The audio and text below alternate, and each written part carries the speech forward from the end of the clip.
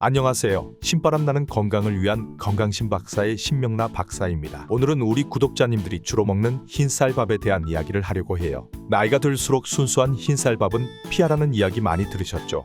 한국인이 주로 먹는 흰쌀밥은 영양소가 주로 들어있는 뼈와 눈이 도정 중에 떨어져 나가면서 영양소가 매우 적다고 하는데요. 그렇기 때문에 흰쌀밥에는 지금부터 제가 말씀드리는 이것들을 넣어줘야 부족한 영양소가 채워진다고 해요. 밥이 보약이라는 말이 있잖아요. 비싼 돈 안 들이고도 평범한 밥을 보약으로 만들어주는 재료들을 제가 6가지나 소개해드리려고 해요. 꼭 끝까지 시청하셔서 오늘부터 건강 챙기세요. 그럼 오늘의 영상 시작하겠습니다. 첫 번째 음식은 녹차입니다. 밥을 지을 때 밥 200g을 기준으로 녹차 분말 3g을 넣고 밥을 지으면 폴리페놀 성분과 플라보노이드 등의 성분이 많이 증가한다고 하는데요. 폴리페놀은 우리 몸의 노화를 촉진하는 활성산소를 제거해주고 암세포의 발생을 억제하는 효능이 있다고 합니다. 그리고 콜레스테롤 흡수를 막아주는데요. 혈중 콜레스테롤의 수치를 낮게 해줘서 심혈관 질환 예방에도 탁월하다고 해요. 연구에 의하면 매일 녹차를 꾸준히 마시면 용종 발병률이 44%가량 감소한다고 하는데요. 녹차 추출물 성분인 카테킨이 종양 발생을 억제하는 데 도움이 된다고 합니다. 그뿐만 아니라 녹차의 카테킨 성분은 식후 혈당이 급격히 올라가는 걸 막아주는데요. 당뇨 개선에도 도움이 된다고 하니 혈당이 높으신 분들은 녹차 밥을 꼭 드셔보세요. 녹차 밥을 만드는 방법은 간단해요. 쌀 1인 분당 녹차 분말을 3g 정도를 넣어 만드시거나 녹차 티백으로 우려낸 물을 이용해 밥을 지어도 됩니다. 좋은 재료는 또 있습니다. 두 번째 재료를 말씀드리면 깜짝 놀라실 수도 있는데요. 바로 소주입니다. 밥에 소주가 웬 말이냐고 하시는 분들 계실 거예요. 술을 건강에 해로운 식품으로 생각하실 테지만 밥을 지을 때 넣으면 좋은 영향을 줍니다. 현미밥을 지으실 때 소주를 넣으면 항산화 영양소가 늘어나고 식감이 부드러워지는 효과가 있다고 합니다. 쌀 100g을 기준으로 현미를 30% 비율로 첨가한 뒤 소주 2잔 정도를 넣어 밥을 했더니 놀라운 결과가 나왔습니다. 소주를 넣은 현미밥의 폴리페놀 함량이 일반 밥보다 무려 17%나 많이 나왔다는데요. 아까도 말씀드린 것처럼 폴리페놀은 강력한 항산화제 역할을 해서 노화를 예방하고 우리 몸의 세포가 변이하는 것을 방지해 암을 예방하는 데 큰 효과를 줍니다. 또한 현미밥에 소주를 섞으면 순수한 물보다 끓는 점이 낮아져서 더 빨리 끓기 시작하기 때문에 딱딱한 현미밥의 식감을 부드럽게 만들기도 한답니다. 이가 안 좋으신 구독자님들께서 현미밥을 먹을 때마다 소화가 안 되셨을 텐데 큰 도움이 될 것 같아요. 혹시 밥에 소주를 넣으면 소주 냄새가 나거나 밥을 먹다가 취하는 것 아닌가 걱정하는 분들이 계실 텐데요. 밥을 지을 때 넣은 알코올은 끓는 과정에서 모두 날아갑니다. 그래서 밥맛에는 전혀 영향을 주지 않기 때문에 걱정은 안 하셔도 좋을 것 같아요. 소주를 넣는 비율도 소개해드리면 현미밥 기준으로 2인분 지을 때 소주를 2잔 정도 넣고 조리하시면 된다고 합니다. 세 번째는 아보카도 오일입니다. 아보카도는 숲속의 버터라고 불리는 10대 슈퍼푸드입니다. 세계에서 가장 영양이 풍부한 과일로 기네스북에 등재되기도 했는데요. 아보카도에 있는 영양소 중 하나인 불포화 지방산이 혈관 질환을 갖고 계신 분들께 아주 좋다고 해요.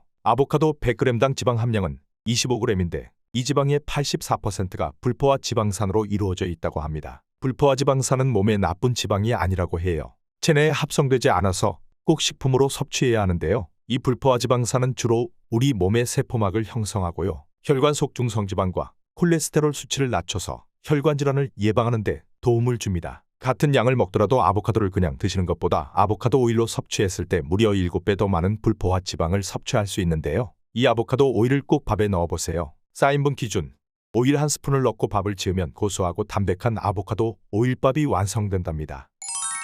네 번째는 강황입니다. 강황하면 떠오르는 영양소, 바로 커큐민이죠. 나이가 들수록 이 커큐민을 꼭 섭취하셔야 하는데요. 나이가 들면서 발생하는 만성질환의 원인인 염증을 막아주고요. 녹내장과 알츠하이머의 원인이 되는 신경퇴화 증상에 큰 도움을 준다고 해요. 하지만 강황의 커큐민은 실제로 몸에 흡수되는 양이 1% 정도에 불과하다고 하는데요. 그래서 강황을 먹을 때는 흡수율을 높여줄 수 있는 후추를 같이 곁들여 먹으면 좋다고 해요. 후추를 같이 곁들여 먹을 경우 흡수율이 무려 20배나 높아지는 것으로 밝혀졌는데요. 후추 자체만으로도 건강에 큰 도움을 주는데요. 악성 종양 세포를 억제하고 신진대사를 향상시켜 우리 몸의 나쁜 노폐물을 몸 밖으로 배출시켜주는 효과가 있다고 하죠. 그래서 강황과 후추를 같이 먹으면 좋은 시너지 효과가 난다고 해요. 저도 오늘 저녁은 강황밥을 해 먹어야겠네요. 강황밥을 만드실 때는 쌀 2컵 기준으로 강황 1티스푼 그리고 후추를 3분의 1티스푼 정도 넣으셔서 만드시면 됩니다. 다섯 번째는 흰강낭콩인데요. 일반 강낭콩도 좋지만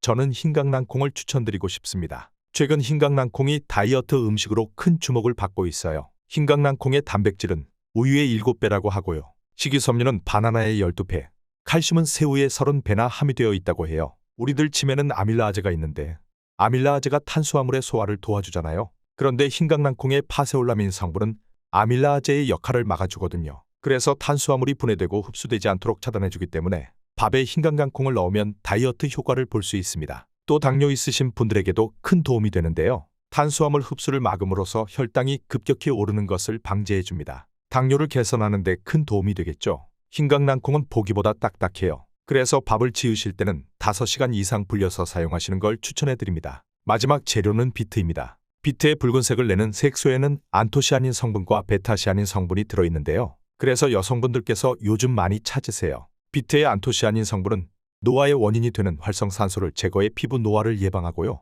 심혈관 질환과 고혈압을 예방하는 효과가 있답니다. 특히 비트의 베타시아닌 성분은 토마토보다 무려 8배나 많다고 하는데요. 체내에 발생하는 종양을 억제하고 발암성 물질인 아질산염을 억제하기도 해서 암 예방에 큰 효과가 있다고 해요. 비트는 하루에 약 1개 정도 먹는 것이 적당하고요. 주의할 점은 생비트에는 알칼로이드라는 미량의 독성이 있어서 면역력이 약하거나 소화력이 약한 분들은 섭취 시 조심하셔야 해요. 하지만 밥에 넣어서 익혀 먹으면 독성이 사라지고 안전하게 드실 수 있으며 체내 흡수율도 증가시킬 수 있답니다. 주의할 점이 한 가지 더 있는데요. 비트에는 많은 양의 칼륨 성분이 함유되어 있어서 신장 질환이 있는 분들이 섭취하게 되면 안 된다고 해요. 칼륨 과잉증을 유발할 수 있으니 신장이 안 좋으신 분들은 꼭 주의해 주세요. 비트밥을 만드는 방법은 3인분 기준으로 주먹 크기 정도의 비트를 깍두기처럼 썰어서 밥에 넣으면 되는데요. 마트에서 비트 사셔서 꼭 시도해 보시길 바랄게요. 앞으로도 건강에 도움되는 정보들 많이 전달해 드릴 테니 제 채널 많이 찾아주세요. 채널에 큰 힘이 되는 구독, 좋아요, 알림 설정도 부탁드립니다. 감사합니다.